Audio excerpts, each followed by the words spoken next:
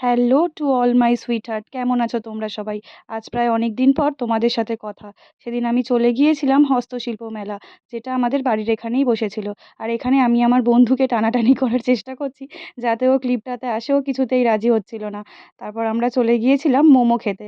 মোমোগুলো খুবই ভালো ছিল, এতটাই ভালো ছিল যে দোকানের মোমো প্রায় শেষ।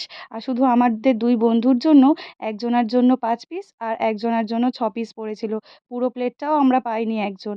আর স্যুপটাও খুব ভালো ছিল, জানো তো।